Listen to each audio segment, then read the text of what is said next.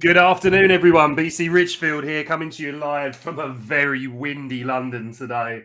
Big shout out to everybody that's joining the stream with us live today. A special mention again for our friends over at Binance who should be tuning into this live as well. A very, very big welcome to everybody and everybody that is also watching this on catch up. It is crazy windy today. I know you love my random news and weather updates, but my God, the wind is absolutely smashing it out there. So apologies if you get any disturbances. It has calmed down a little bit, but it was very prominent this morning. So how is everybody doing? Remember, guys, we are going to focus, obviously we do as broad a market as we can today, but I want to get everybody plugged in with the news. What are the key catalysts and drivers we're facing in the market today? And just in honor of having our good friends from us from Binance, we're going to do the charting on Binance today. So that means I'm going to do every chart from scratch. We're going to get a nice clear chart and we're going to do the TA from top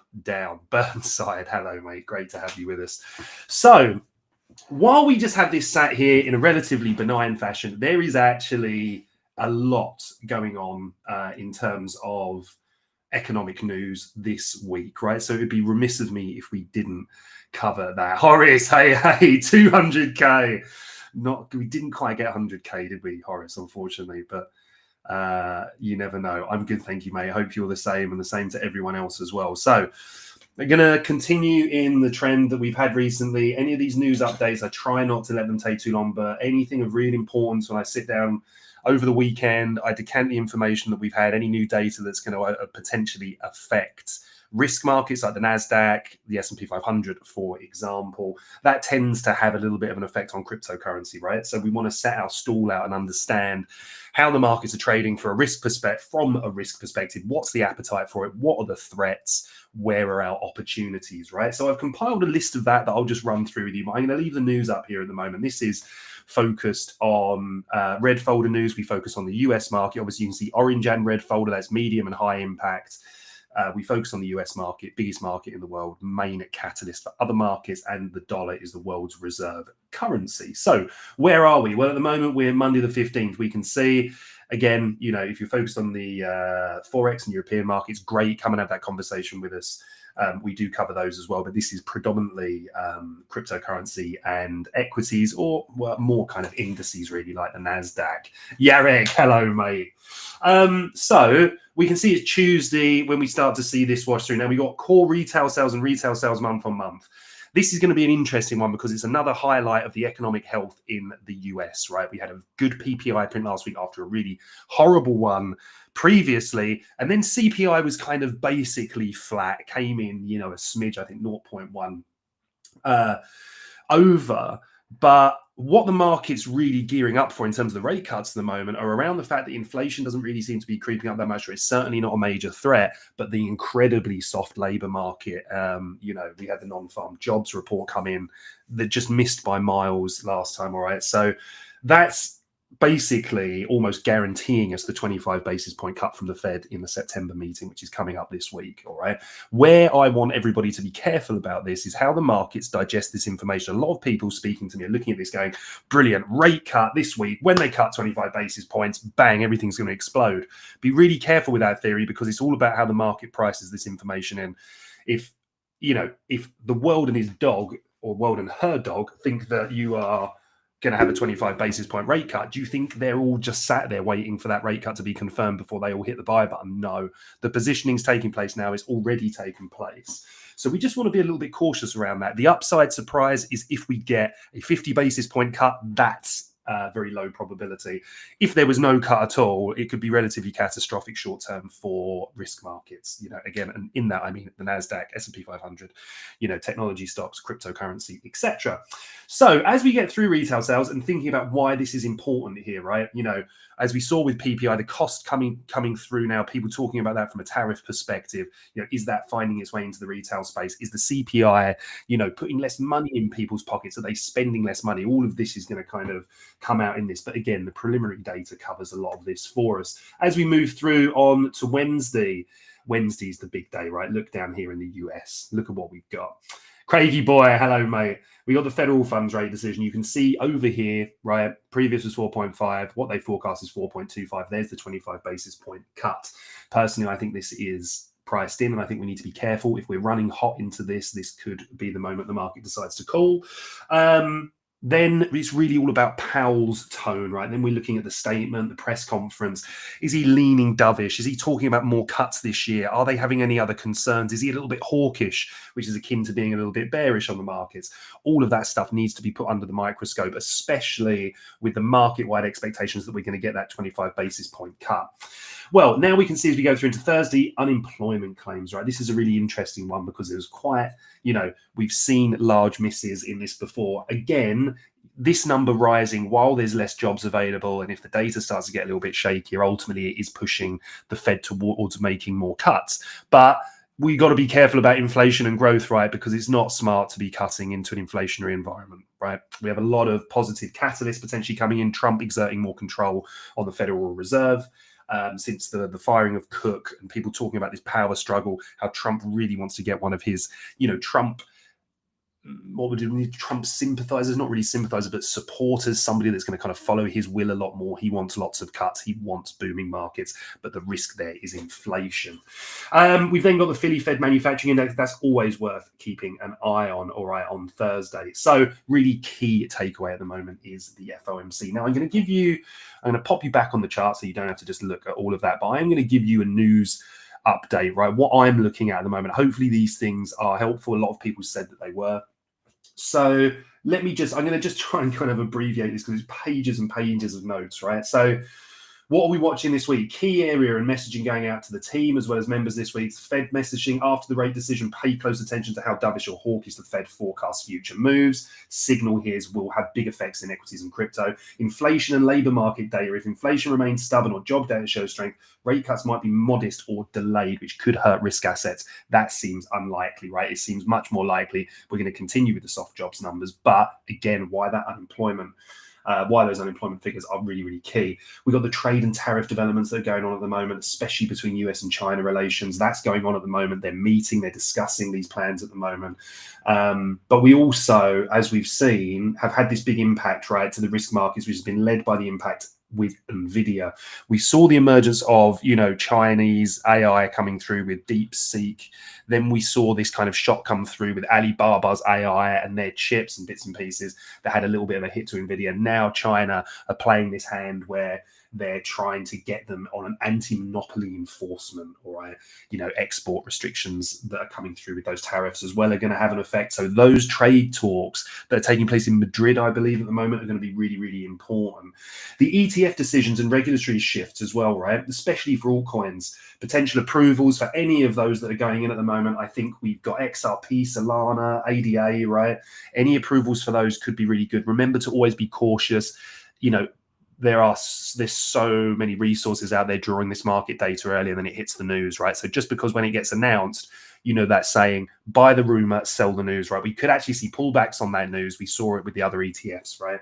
But ultimately really good for the space moving forward. And then we just want to look at our really key technical levels as well. There's a lot of other bits and pieces to go into. I don't want to kind of go into too much detail.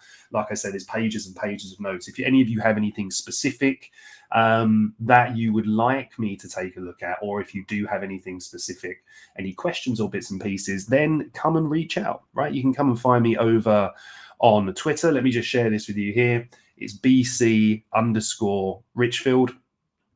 All right, you can reach out on here. You can also grab me through the Bird Nest group as well. But any questions on that, guys, do come and get in touch. The inside bar pattern as well, right? A lot of people asking me about this. It's still pinned to the top of the profile, guys. One of my favorite trading patterns across all markets. So if you are interested in that, pop across and take a look. Right. So I think actually we did pretty well to get that condensed into 11 minutes. So now what I want to do is take a look across some. I'm going to start with Bitcoin, then we're going to look at Ethereum, we'll look at Solana. And if we have time, we're going to look to wrap this up probably in about 33 minutes. So if we have time, then we will cover some of the requests that have come in. Horace, in my opinion, the big catalyst will be Powell's speech. Yeah, if we get more cuts, how much? And historically, we should get at least a retrace after the Fed pivot. Yeah, I think that's a very informed decision, mate. I think basically, you know, that 25 basis point cut is in now. A lot of this is going to depend on how he projects or what he's saying at the meetings, the tone of what he's saying. And I think that is going to hold a lot of weight ultimately moving forward. So where are we, right? So for anybody that maybe isn't aware of, you know, how I trade, there's a lot of information. You can go back and look through other live streams. I really want to kind of dedicate a lot of this show. But the key thing for me is we're looking for liquidity. Where's the market driving to? Where it's reacting? What's being respected? Where are the buyers and sellers? And at the area we are or where we want to be active, how do we kind of look to see who's winning that battle between the buyers and sellers, right? Ultimately, price is always in an auction. Price is either seeking new value or when it's consolidating, is in an agreement that that is fair value. When we're back in these areas, we want to play them like ranges, meaning that we're looking for liquidity at the highs and lows. You trade the range until it breaks. And just very quickly to give you an example, we can see a nice inside bar pattern here. Right, let me, interesting. Trading views a little bit half asleep today. Let's get this refreshed. I don't know if anybody else has been having issues with trading view. Started towards the end of last week. It's been a little bit twitchy, but I'm sure it's because of all the people piling in to find their opportunities, right? Anyway, just looking at this here, right? This is a great inside bar pattern. This becomes the mother bar. This is the inside bar. We treat it as a range, right? You see the deviation of the range, price closes in. So we target the far side of the range. Price closes back in. Our expectation is price is moving higher. It doesn't. It flushes outside, rejects, sells off, gets back in the range. So now we're looking at this and saying, okay, well, ultimately the draw here is higher. Yeah, price had a nice reaction down here at the lows. We've had 2 weeks of bullish price action. So whilst we still want to remain sharp and frosty to this, we also don't want to discount it. All right, so let's take a look at where we are in terms of key levels, right? So if we take a look here, obviously this is a really key level. All right, this is the high from July. We obviously have the all-time high at the moment. We can see this whole area here that's acting as resistance. And if we just take a look at this area here, you know, in terms of the wicks up and down, you can see this is the kind of key pivot. Yeah, this was resistance here for a number of weeks. We got that strong breakout. We're now finding support here. So on a weekly basis, one slight concern that we have, it's a little bit less of a concern, and I'll tell you why, is this weekly gap, is the inefficiency that exists between these three candles, 1, 2, and 3. Now, when price breaks down like this and it leaves us these bearish gaps, it means that there was a real kind of sell-off here. There's an inefficiency here in order pairing. The market often likes to revisit these areas. We saw it here. Bullish gap created, price drew down in here, allowed buyers to get back involved here as it pushed higher to the next key liquidity. So now price is kind of engaging with this gap. If we're looking at this purely on a weekly scale, the safest way to trade this would be to wait for a close above this gap, ultimately inverting it. You will then see them on my chart turn to purple, and we would then look for this to be support, right? So you would see the breakout, play the support here, and go higher. In terms of invalidation, well, invalidation would then be a close below here, telling me that price is probably seeking these lows. Obviously, the really important thing about technical analysis, guys, and I do mean ladies, gents, or anybody, is that it has to be paired with a good understanding of the fundamental and news drivers that are affecting the market, all right? So, ultimately just going onto a chart, picking some levels and trying to trade them, you won't find it as successful as if you understand the narrative of what's driving the market. And hopefully that's what we try and kind of paint here on the Monday show. Luciarino, hello, mate. So in terms of this is what I'm looking at. Now, the other thing here that is of interest is this, right? Now, we've closed back above here, but we're still in the range of this breaker, right? This is the down move, right? These were the sellers taking control of the market here. They were caught offside. Yeah. These people here that have held through that drawdown, when price revisits this area, if they really think that price is going to go up from here, then they can cut their position there at very minimal loss, right? So they cut the short positions here, jump back on board with the trend. However, this rejection here, price coming on, actually looks like more sellers stepped in here, right? So this is definitely a key area of interest. Now, breakers are a really, really key part for how I trade. I'm looking for this kind of, always this theory of who's offside in this move. Where's the hurt? Yeah. Where's the squeeze taking place? Because when people get out of that position, it's a great relief. And often that's when we see these reversals. So I'm a little bit cautious about this, but I don't really want to let it affect my thought process here, because I'm actually looking a lot more from this perspective for a bullish recovery here. Now, something we can see here is this. We got this kind of beautiful level through here. We can see how resistance was formed in here, price driving into this. Ultimately, then when we broke through this level, we see this was retested. What is this wonderful level over here? Yeah, this is the high from May. So we can see May is high, beautiful breakout above this. We came back down into this area here, finding support.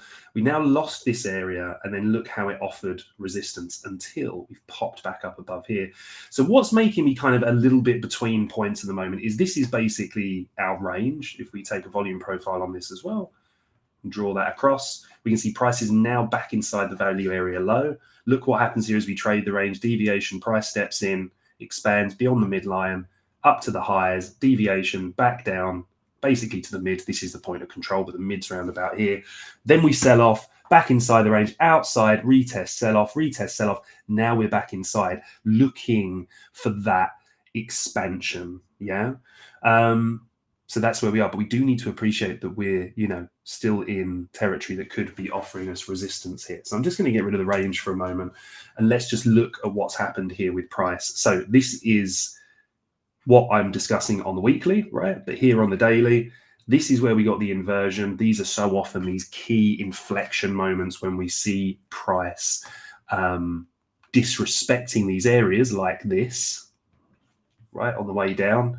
Bullish gap, yeah. Price initially offered support and held it, closed below it here with this candle. Then look how quickly this turns to resistance, these upside wicks driving price down. The next key thing that I really like to look at are these points of mitigation, right? So this area here is where the buyers ultimately send price higher. Yeah, if those buyers are still there when we get back to this area, what I don't want to see are these bearish breakdowns, right? And when you see that weakness in an area that was prominent strength previously, these are often very good areas to flip.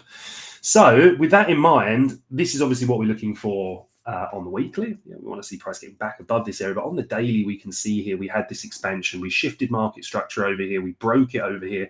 Price is now delivering bullish. And what I'm looking for when it does that is where can I be a participant? Where can I be a buyer, right? Now, you heard me mention about the breaker candle previously for the sell-off on the weekly. Well, this is our bullish one here on the daily. When we've got an inversion, when that inversion comes up and sets a breaker, right? This is what I call a breaker line. It's just purely the breaker block here. I take it from the body flat at the top of the body. Other people do it slightly differently. This has always worked well for me. We can see here price driving up because this is basically supply, right? This is bearish supply or a bearish order block whilst it's in this form. Rejection, price selling off, rejection, price selling off. But see how it starts to stick to it, setting higher lows all the way through here. Liquidity is building up. If it doesn't have the strength to get through, this liquidity gets run and price seeks deeper, right? We get this beautiful big expansion setting the breaker, but we haven't retested this yet. So this level is definitely of interest if we're coming down here. That is at 1112,562 here on Binance, okay? But this is looking really nice. We've had this expansion up to here. Yes, we are within this weekly gap. All right, it's been rebalanced up to here though. Doesn't take away the fact that we can start positioning ourselves within here on decent pullbacks to attack the liquidity resting above these highs. And I think we've got equal highs here as well, which is a great liquidity pool as long as this daily candle closes as it is. What have we got on the high here? We've got 77.39. And the high here is, okay, yeah, 93, perfect. So equal highs across here. Another great draw on liquidity here. Yeah, equal highs, flat highs, trend line liquidity, for example, just seeing where the accumulation of stop losses are, where can those power players move price to either get their orders filled or sell back to the market. So this is looking pretty clear here. We do have a small gap below us here. I would be remiss if I didn't add that in. All right, so just going to pop a D in that so that we can separate this across, make sure we know that it's the daily. Definitely not going to have that in there on 22 though. There we go. So now we start to form a plan, right? So as I said to members, and also in the Bitcoin report last night as well, there is another little slither of a gap down here. Right, price drawing down. We've had this large expansion out. It makes sense for the markets to cool off a little bit. So just kind of putting this across in terms of where I'm looking for, I'd still like to see price retrace a little bit deeper here. We are engaging with this gap currently. So, trade setups on the lower time frames, if we get them, and as long as we're aligned with the market information we previously discussed in terms of our risk outlook. Excuse me for a minute, I'm going to take a sip of tea. I only get through about a third of a cup these days before it goes cold. So now we've got a plan, right? We can start saying, okay, well, how do we have two plans here? For me, it's really, really simple. If this is the key area of resistance through here, which we know it is, and if I'm looking on a daily basis on what's capping the market, what's suppressing price here, what can't it get beyond? Well, I would say that this area generally is a pretty good take on that, right? Let's do it there. Why? Because again, this was the break, right? This is the down move, sent price high, this as well, right? But this is the consolidation here that price came back to find those buyers again, and those buyers failed. We closed below that here, we retested it, and price sold off. We start to see how resistance is stacking ahead of us now at the moment. Crypto Alien, hello, mate. Anthony, my friend, good to have you with us. Charles, yeah, remind me at the end, mate, and I'll hang on, let me just make a note, actually. We'll have a look at the others chart for sure. And, Bitcoin dominance as well. Actually, we should take a look at that. Beautiful. So as we come up into this area here, I've got a couple of different ways I can play this. I can wait for the pullback to these key points of interest. I really like these highs as well, right? Key resistance coming in through these highs here. We're also aligned with this consolidation. And what are the highs I'm talking about are these. No, let's put that on there, right? Why? Because we can see we had equal highs here. These are some of the best opportunities if you're a reversal trader to see these areas get run, wait for the rejection, and then start chasing down the lower liquidity. But we didn't. We had a really big-bodied candle here. It set the breaker, closed above this high. And then look what happens with these highs. It reminds me, still one of the best traders I've ever met, and I was so fortunate to learn from him. At the beginning of my career, a trader called Tom Dante. I think he's still around on Twitter and stuff like that. He doesn't do tons there anymore because he's running massive funds. But he had this amazing trading method, the last high or last low pre-break, finding these key liquidity areas, support resistance when price breaks through, this masterful way of finding, these key highs for breakouts and how often they're retested. And I mean, this is, I'm sure he'd call me a C-bomb because he does. I've never been called more names under the sun, but in a friendly, supportive way. But, he would probably argue that this area here, but this key high here, failure to sweep it, we left a failure swing here, not a swing failure. Swing failure is when you take a high or a low, you get back down underneath it, and it is in with the name, the failure to take the swing. This, it comes away before taking that. Yeah, that's a failure swing. It just means there's a great liquidity pool there. Same as we're looking for these equal highs up here. Price closed through aggressively and now supported. So again, we've got a lot of confidence if we look in this area here to go long. And we've also got a lot of reasons to be quite cautious here at the moment. So I either want to see price really above this area here. Yeah. And then we can look to trade it like that. Or I'm targeting these lower areas down here to be a participant and get involved. Okay, so in terms of that, that's where we are with Bitcoin. You know, I do normally cover the 4-hour chart as well. Let me just turn the session breaks off.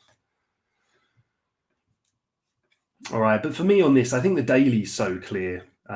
Ultimately, as I shared in the Bitcoin report, you can check this. I did share it on Twitter as well. These consolidations here, aligned with our kind of daily blueprint, I'll just do these in green, are the areas that bulls are going to want to defend. All right. This area here is really interesting because we didn't, oh no, we did retest this here. So it was the one below, but see this price closed above on this candle, just tweak this. Now we had that lovely expansion off the back of this. So we can see how we've got these areas here to support price. One of the things I'm quite keen on seeing here is price really flush out into a level and then seeing a strong either recovery candle or a move like this that we saw here, right?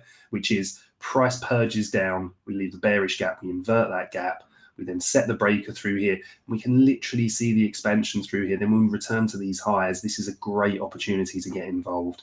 So I think Bitcoin plan's pretty clear at the moment, just to focus again on the daily here.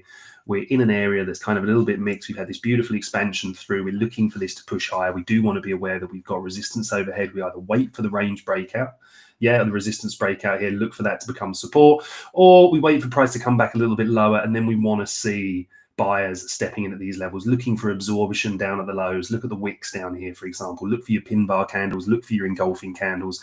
Wait for, you know, what should be strong resistance to turn to support, for price to cut through it, for it to tell you that those sellers are losing that battle now. They're the ones getting absorbed and the buyers are taking over. All right, that's literally how we're looking at the highs and lows of these markets. So how does that play into the rest of the altcoin space then? Let's just take a look.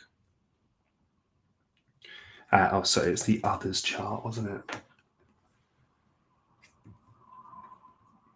Right, so in terms of this, let's just get this cleared up.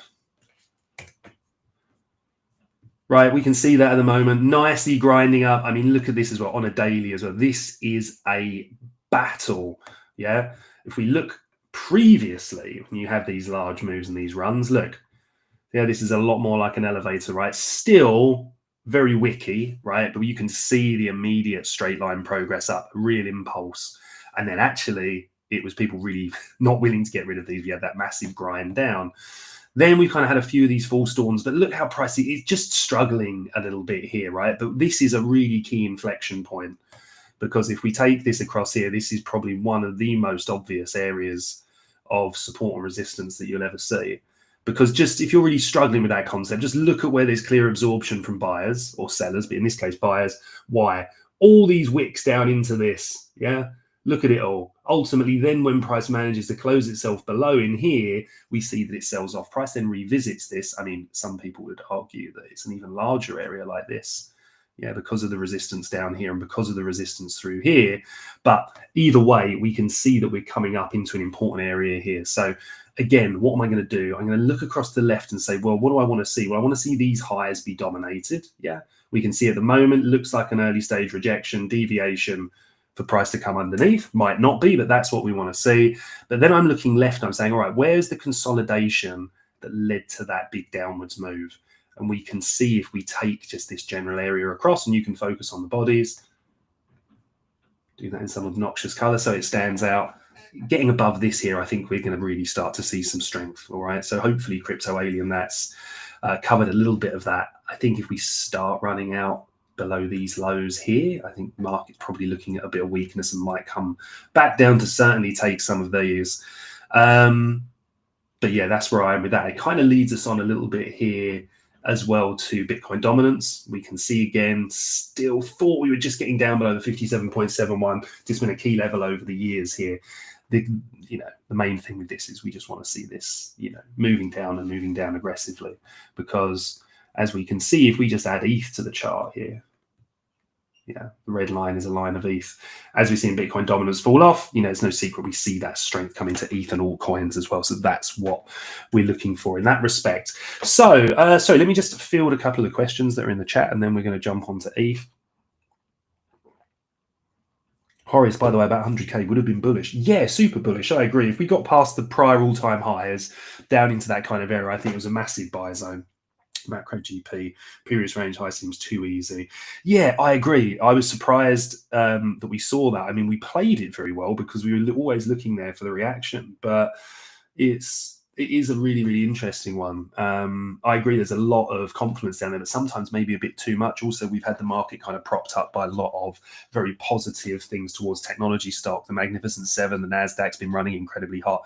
You know, it feels like the sentiment and the investment, the capital flow is still there majorly for risk assets, especially if we're going into a 2026 where we get a new Fed chair that could be a Trump sympathizer. We're going in off the back of rate cuts. If they can manage to keep inflation suppressed and growth stable, then, you know, there's every chance that this thing continues into 2026. So it's very, very difficult at the moment, but we are in a tricky month seasonally as well, right? You know, September is not a good month seasonally for risk assets, for crypto, etc. So that's what we need to factor in. But yeah, here on Bitcoin dominance, we just want to keep seeing this lower. This red line here is I don't really want to see price above this. We rejected that here, and again, the same applies. We start getting above this, I think alts start getting into a little bit of a world of hurt. Caps, so total 3 is looking down. No, I mean, let me just show you this at the moment. So total 3 chart over here, we are up at resistance. All right, but we have seen positivity with this on the climb up. Ultimately, you know, we just want to be a little bit cautious at the moment. Bitcoin dominance is still kind of stalling out. Total 3 is kind of grinding up. So really want to see that dominance continue to fall back. And with Bitcoin kind of stepping back into that upper range at the moment, that's where we want to really see it stay. Consolidating around, ultimately, the better opportunities exist in the riskier assets, you know, ETH, high caps, and then low down through that way. Mr. Brownbug, hello, mate. Everyone wants a rate cut, but it'll already be priced in. Yeah, we were covering this earlier, actually, mate. So it's a really, really tricky one at the moment because I think the market's priced that information in. It seems very unlikely we get a 50 basis point cut. So could be a little bit of a buy the rumor, sell the news type event. But ultimately, it's good for markets overall. It's more of a case of kind of finding when that catalyst comes through and the market's ready to really step on the pedal again. Could we see Solana? Yeah, sure. We are, in fact, going to take a look at ETH and Solana right now. But just to go back to you, Caps, with your question there, this still looks pretty strong. Total 3 for me at the moment. Again, just want to see us above this. We can see, you know, really, really clear. If we're looking at this purely from a technical perspective, really clear absorption through this area. So again, break out of this. Bitcoin dominance getting down below that 57 level. And I think we're ready to, you know, it's not just going to be like the old alt seasons, I'm afraid. I don't think, you know, where we just basically, you throw a dart at a board, pick an alt, and then just make a lot of money on it. Still need to be very, very selective about this. And that's when, you know, the really good fundamental people really come in. You know, people like KZM, who I'm fortunate enough to work with, Chris, Crypto Assessor, Kazi, some of these. There's some great people out there, Hardy as well, to take a look at. So, Caps, I'm risk on here, super bullish. I believe we get past the resistance, new price discovery, right? So on this one, yeah, if we take a look at total 3, we can see back here, these are the key levels. We kind of teased and poked above them last time, didn't we? But a real lesson in when we run these kind of levels. Yeah, price is engaging with it now. When we did it previously, we can see what happened here. Really kind of struggled, sold off, came back to it again. Then we got the sell-off. Really, really key to just start to dominate this area, get above this range here. Treat this whole area as support and then look higher overall. Sultan Solana yesterday, Eric, really interesting. Okay, mate, well, let's take a look in a moment. Let's get ourselves across onto here. Let's get a nice clean chart on the go as well. There we go. Right, so ETH, good old ETH. So, I mean, this should definitely stand out to you like an absolute brick in the face. Yeah, the high from here is May 21, right? Pure rejection here. Look, just wicks getting above it. Big sell-off. Now back at this level here. So this is really, really important. Obviously, you know, there's this as well. So if we're kind of looking at that area, we're like, right, okay, well, now we understand there where the resistance is. Maybe we can just get ourselves above it here. This is going to be the key battleground. Now, when an asset is trending, we want to take a different mindset than when it's ranging.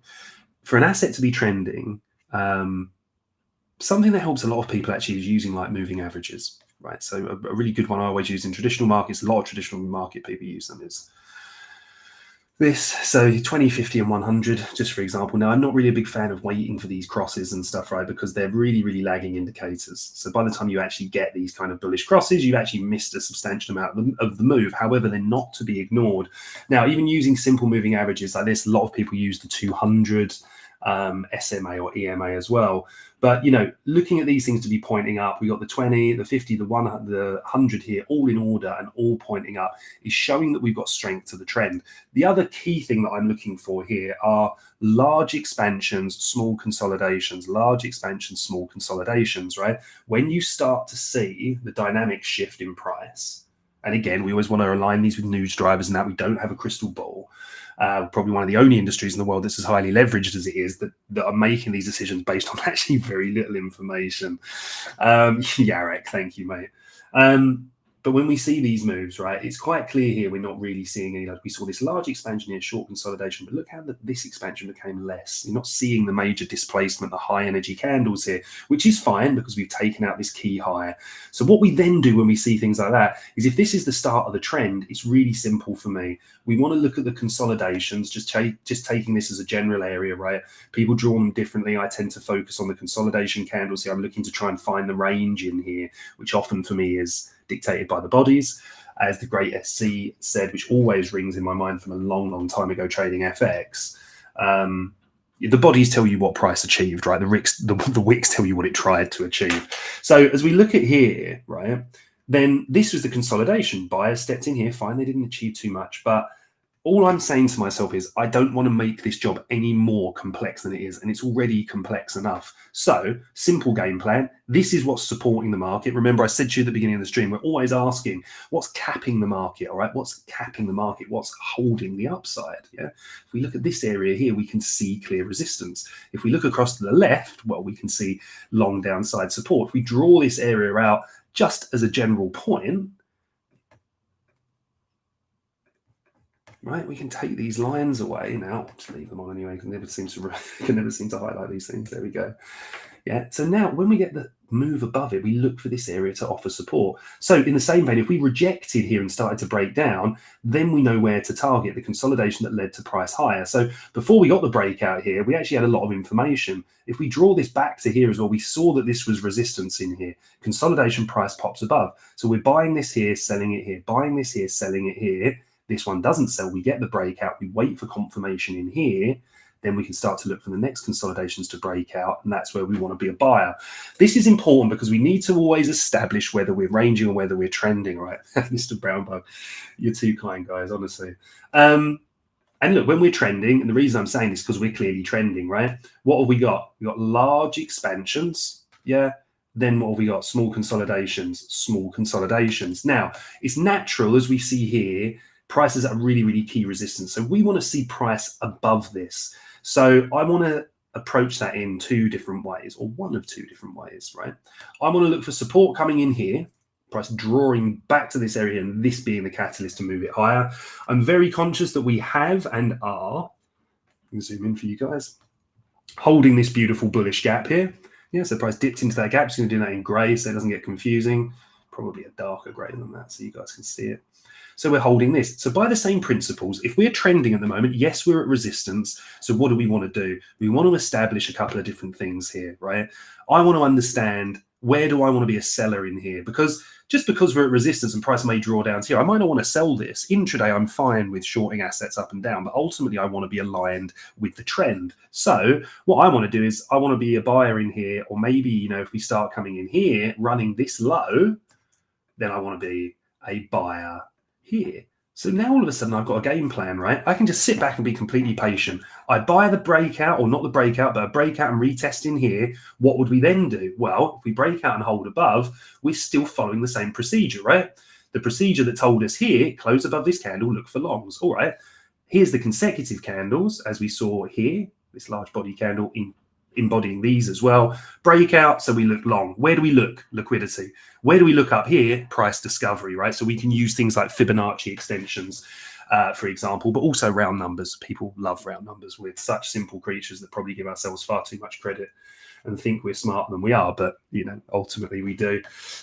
So at the moment, it's a little bit of an inflection point here. So I say to myself, all right, do I have all the information I need? No, I don't. So what do? I can move down here. Remember, we don't have that yet. We need that weekly close. So I'm getting rid of that. Where's my early stage indications that we're getting ready to pump through this? Well, if this is a rejection here, we've already filled this gap down to here. So I'm going to get rid of the gap because the low is now my liquidity as well as this. But look how these little untested lows are shaping up to be run. So everyone wants to go bullish today. People start to go bullish too early. Price runs them out the market. Typically what happens, they then get stopped out. Price either finds enough liquidity then for the next leg up, or what happens? People then start to step into the market, try and long it again. Those people get taken out. Then what we really want to do is look at what's happening at the key levels below us, all right? For me, I like these lows here, and I like this low here. So I want to be patient and wait. Where would I consider going early? This gap, if we had the right catalyst. I'm actually somebody that doesn't have a great amount of time for trading on a Monday. I like to watch Monday's range develop, but I will take positions, especially if the market conditions obviously are suitable for them. So if I wanted to be involved in this at an early stage, I would be cautious here, all right? And the reason for that caution I will explain, but this is what I would look to do. We've had this consolidation now, we've had that nice run up. We do need to remember price is just kind of consolidating around key liquidity. I'm not so concerned about these exact lines. This is an area that I'm focused on, right? So we've seen an initial rejection back at this area, but I'm just going to get rid of this for a minute so it doesn't distract us. So if we look left, what's kind of capping that at the moment? It's this bearish gap, right? So if we look at the bearish gap now, we have another playbook on the daily. Close above this. We've already wicked above it. We haven't closed. Invert it. Look for this to offer support. Drive it up into the highs. Or because this area is offered resistance, I don't expect price to just magically stop in here. I want to be conscious when price does get in there, but I still want an actual liquidity target. So I'm going to draw in this high. I can start, if I get bullish setups here on, say, a 15-minute chart or lower, I get that expansion, I get those triggers, and we react either here at this area of demand, this consolidation before this recent pump, or within here, I can take early positions, take some profit when we get into our areas, our points of interest that we expect resistance, and then ultimately I can add to that position as it goes up with a large portion of that position still open from the intraday trade, which allows me to compound that position as I move higher. Now, let me just get rid of these for a moment. That's obviously a key pull here as well. The next thing that I would say is, what if that doesn't work out? Well, on an intraday basis, if this is the consolidation that's holding price, and let me just draw this in like this. So then what happens is, well, if price comes down and we get a really strong move below this and we pull back to it, well, this is the area. Then I'm saying, well, the likelihood is this is the most obvious liquidity pool because this exists on a weekly as well. It's a weekly low. So then I can take intraday shorts into this if I want to. And if I'm wrong and we get back above this area, that's strength, and then we trade it higher. I always want to have a view on the market from both sides. I can't enforce my will on the market. I don't have the amount of money, and I certainly don't have the influence, right? That's saved for governments, countries, Donald Trump, for example, right? So what I need to do is set out these levels and say, okay, this is where I'm willing to be a buyer. This is where I'm willing to be a seller. So at the moment, I think ETH looks good here on the shorter term. I think if we're in here, if we take a look at it on 4 hour, we can see that sell-off coming in at the moment. It does look a bit heavy, but again, 4 hour plan. If this is the liquidity that's built up in this area, ignore the red box. We know where the liquidity is at the highs. So what can we do? What's currently suppressing price? Well, price is now trending lower, lower, low, lower, high, lower, low, lower, high. So where did we say we look? If we're bearish, we look for, the bullish candles here to offer resistance. Bullish candle, close below, resistance, resistance, sell-off. So if we want to start moving higher, well, this is the area that's currently controlling price. So waiting for the sweep below there, if we react to the higher time frame bullish gap here, and we get this nice expansion back above here, then on the lower time frames, that's where we can start to build those positions. Obviously, key profit taking being this high until price gets above and establishes itself above here, then we can look to trade that on the continuation. All right. Right, okay, perfect. Let's just take a quick look at Solana, and then we are going to have to call it a day, I'm afraid, everyone. Another big shout out to everybody joining today. I have absolutely no idea how many of you there are, unfortunately, because my counter has stopped working on the streaming platform. But I know we had I think about 10, 11,000 people, I think Monday before last, when we had our fam from Binance come over as well. So really big shout out to all of you. Big mention for the Binance crowd. All of you have been with me all these years as well, listening to me jabber on about the markets. Anybody new, I always welcome your feedback as well, guys. I want to make this show the best that it can be for you. It's just me rambling on about my thoughts, what I've learned in the markets over my career, and how I apply them today. But if there's more stuff you want to see more of, if there's stuff you want to see less of, please do let me know. I'm always open to suggestions. And again, I will share Twitter at the end. If you can go along, give me a follow. If you're interested in the content, then I will look to post a lot on there. Thank you, Horace and Mr. Brownbug. Impress you use Nova. I do use volume, actually. I focus a lot more on CVD as an intraday trader. I'm very heavily focused on CVD and order flow as well. I actually, pretty much my whole career these days is made up as an intraday scalper. So yeah, I do use that. Liquidity is really, really helpful. Just not so helpful for the majority of people on these shows, just because it's either misinterpreted or it can add a lot of confusion. Ultimately, what we see in terms of order flow can be translated onto the charts as well. So I'll still map everything out in the same way that we do this. I'll just look for that confirmation there from order flow, like stacking orders below a support level, for example, to give me the impetus and the understanding that buyers are stepping in, or price just absorbing a sell wall that we're looking to short. But CVD is, and you'll see as I double click on it, CVD is a magnificent tool as well. All right, Solana. Let's see where we are with our old friend Sol. Let's give this a good old clearing up. Again, what are we doing? Higher high, higher low, higher high, higher low, higher high. We are trending. Are we respecting all of these beautiful down close candles when we get above them? We absolutely are. So what do we want to see here? Well, this is the latest one that we closed above. Price coming back to here could be pretty solid for a play higher. That level here, and actually what I'll do is draw this in for you guys properly. This level here is on a weekly scale where we'd be looking to be active, and that's around about, candles open on here was pretty much 200 flat, 276. Pullbacks to this area I think could be a really, really great buy. Yeah, that's about it really on that front. Next resting liquidity is all the way up here at 295.31, and that's a really, really key target. But Sol is looking really, really good at the moment. On the daily, let's refine our plan a little bit more. We've seen that kind of, that large expansion here. I'd really love to see price down back around these kind of levels here. Whether we get it or not, obviously, is a different question. But, it's definitely, when you see this asset performing, dips are for buying. Okay. I would just like a slightly bigger dip here, right? Because at the moment we're sat in this bullish daily gap, which could easily, as long as catalyst, we don't get a black swan event here, this could easily hold and send price higher. I'm not normally a big fan of buying this high upper move. If I look at the low to the high of this, we're still around about the 236, 382. Something down round about wicking down or coming down to 0.5 would be the dream.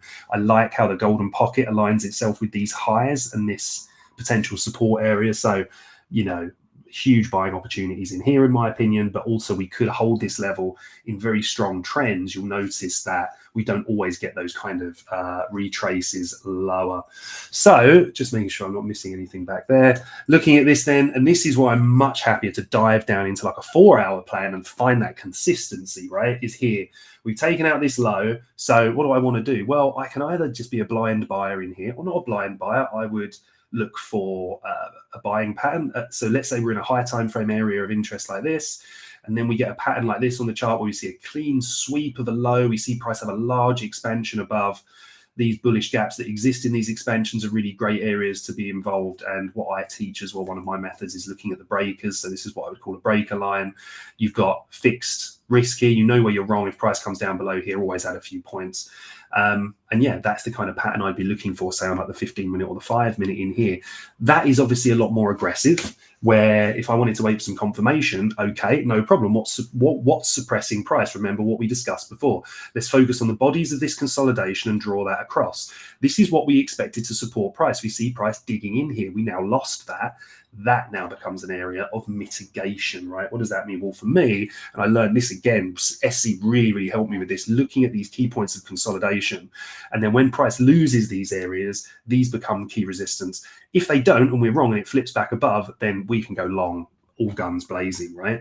But then if I want to refine this further, I simply look at this. here. What's this? This is the down close candle that becomes bearish supply. So I want to see price closing above this, making that a bullish breaker, and then we could take some entries on the lower time frames from here and chase that higher. Be careful about these highs. All right, legends, I'm afraid I'm going to have to leave it there, but a really, really big shout out and thank you to everybody joining. I'm sorry I don't know exactly how many we have here, but let me ping you, let me show you my Twitter again. You can follow me over here, BC_Richfield. All right. Come and reach out, drop me some questions. If you want to know anything more about what we do over at the Bird Nest, you can find that information down in the description. Apart from that, I wish everybody a fantastic week ahead. Do keep an eye on the news. As always, I'll be back with you on Wednesday at 1100 UTC for our alt request show. So bring your charts, let me know what you want me to take a look at, and we will follow them in. Dr. Kamiko, apologies for that. Sorry we didn't get around to that today, mate, but AVAX and DOT will be first on the list on Wednesday. Please do come and have an ask, and we'll cover that on our alt request show. Have a fantastic weekend, everyone. And for the rest of you, I look forward to